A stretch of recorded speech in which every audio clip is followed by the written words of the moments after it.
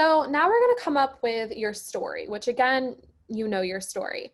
But a story should reflect alignment with your purpose, and you're going to tell it in a way that lets your personality shine. So to be clear on what I mean by story, we connect with humans so much more when they have a story to tell. And sometimes it's like, well, does that mean I need to make this whole like biography on an Instagram post? Like, no, none of that.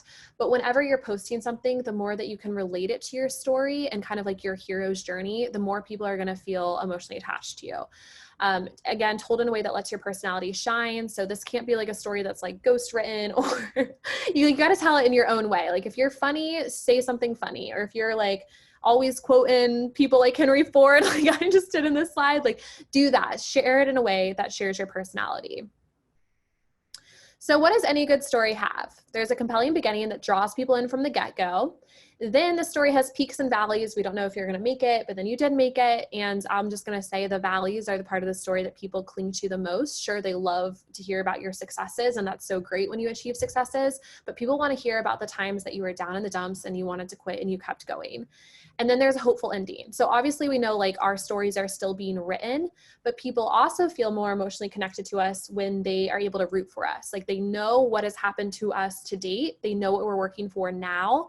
And so they're on board with the ending that we're trying to bring to fruition. So I want to share an example of this. So Jenna Kutcher, who I'm sure a lot of you guys know, she was a really good example for this when I first put together this talk, because she had recently gone viral for this photo. And it was a photo with her husband, and she was talking about how she always struggled with her weight and what people thought of her for that. And so a lot of people apparently were saying things to her like, oh, your husband's so fit, and like, you're not. But it was this whole thing promoting self-love, which she's really good at talking about. And essentially she was saying like, he loves me for me, and I'm learning to love me for me. And that photo got millions of likes, so much engagement. She got a lot of brand deals for it. And it's really what jumpstarted her career, because she was telling her story and she was connecting with people in a genuine, authentic way. Like she was talking about a struggle of her life. But then like the hopeful ending of the story, so to speak, was like, I'm here to promote self-love. I love myself, and you can too. And she's even an Airy Real model too for that. So let's start with your beginning. Your beginning can start wherever you want it to start. I have this question in here about who were you as a child, because of the point that I just made about like a lot of it in life, I believe, is going back to what we wanted to be as a child before we thought too much about like overcomplicated things with what needs to be logical or what's feasible for me. So we'll start with these first two questions together, which is really like, where did you come from and who were you as a child / what did you want to be as a child?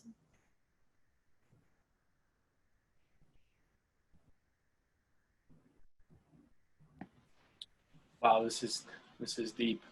I wasn't expecting it. I wasn't expecting this to get this thought provoking. I love it. Yeah, you should have brought like a cup of tea. No, I love it. Yeah, I just have this seltzer here. But no, I think it's great. And I also love, you briefly mentioned it, the hero's journey.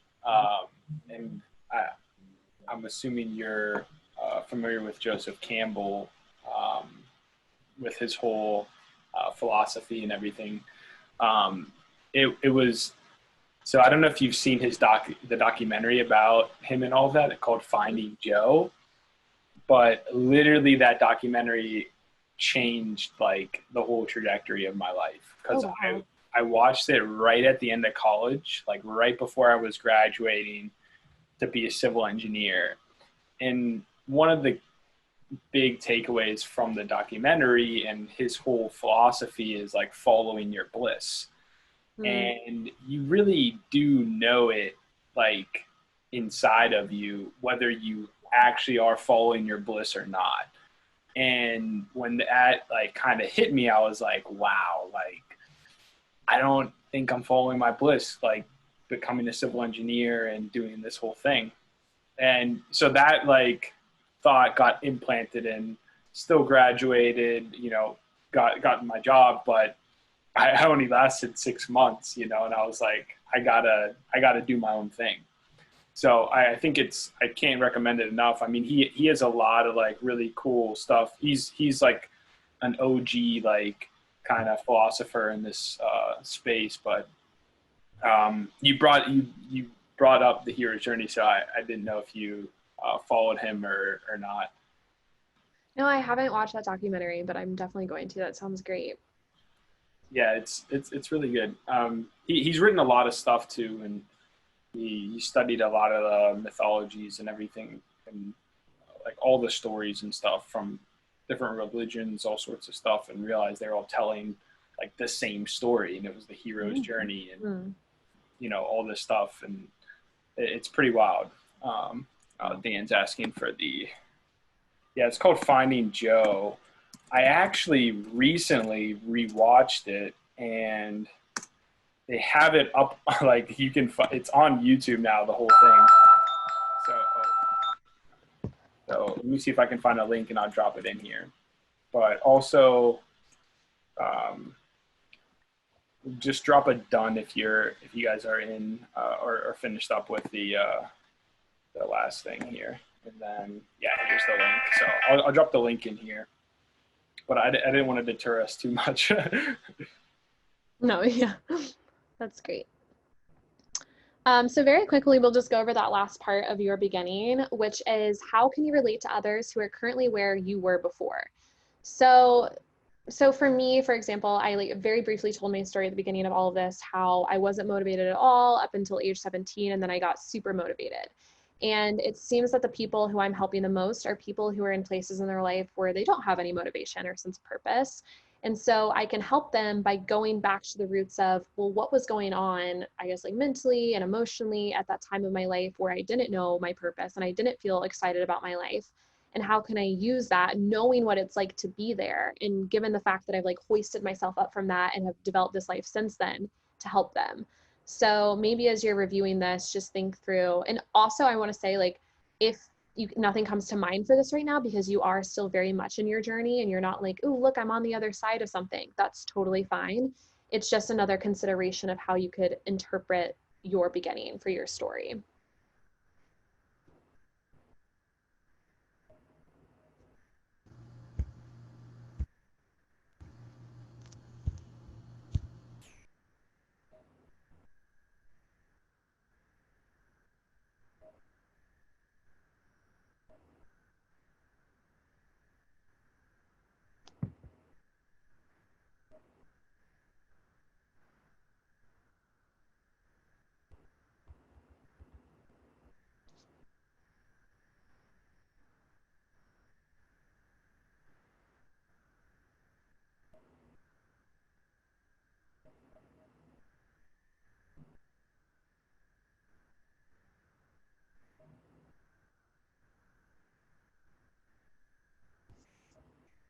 Okay, we'll move on for the sake of time. Executive decision. Okay, so let's talk about your middle now, which are your peaks and valleys. So identify the peaks and identify the valleys. What have been your biggest accomplishments? What have been your biggest failures? And then also as you're moving from the valley to the peak, like how did you overcome those failures and those obstacles? So a fun way to actually do this is to draw peaks of like who you were back then, put that at the beginning of like the road, and then where you are now, and then maybe identify 1 to 3 big mountains of, okay, you were here at this in this valley and you got to a peak somehow. Okay, you were at a job that you hated, so you quit your job and you started your company. You were at a college you didn't like, so you transferred. You were in a bad relationship, so you got out of it. Whatever it is, just how did you get from your valley to your peak?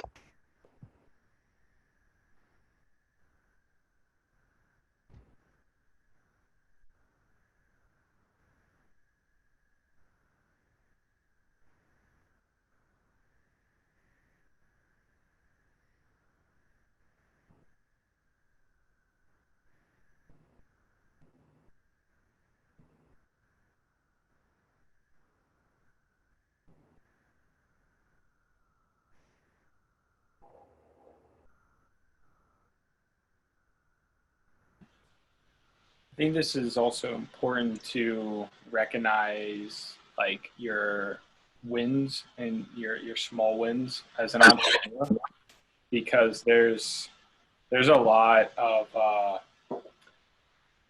ups and downs, and there's just a lot of stuff that happens as you're growing a company or as you're starting to do your own thing. Yeah. and just embracing and being grateful for the small things that you accomplish and that you do. It's really important. It's hard to do as well because you have always bigger goals in front of you that you want to achieve now. And one thing I learned is, patience is huge as an entrepreneur. And just doing small things every single day, no matter what happens at the end of the day, just doing, one small thing at the absolute minimum to, just get you where you want to go in any of your goals and stuff. And I think just piecing those things together, it compounds over time. So I think that it's huge for founders. So it looks like some people are dropping in done as well. Okay, cool. We want to move on to the next question. I just wanted to. No, I think that's a great point. And by the way, those can be mini stories. You could easily do a post about one day you were feeling super unmotivated and you didn't know if like you should pursue your business any longer. But then the next day you woke up and somebody sent you a testimonial about how much your product helped them. And then you like those stories too, just sharing this like dilly-dally between the peaks and the valleys that we all go through. That's enough to make people feel emotionally connected to you.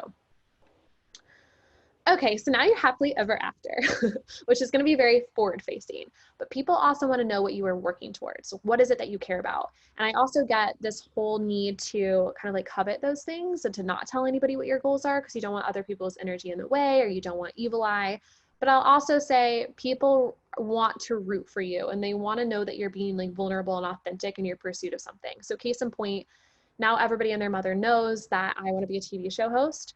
So when I got my first TV segment last week and I was on CBS Austin, you betcha that there were thousands of people celebrating with me. And that was way more empowering for me. And it was for them to be like, oh my gosh, Haley like made one small step towards it. And she's very open about what she's working towards. It just makes people feel like this is not just somebody I follow. This is somebody who I can root for.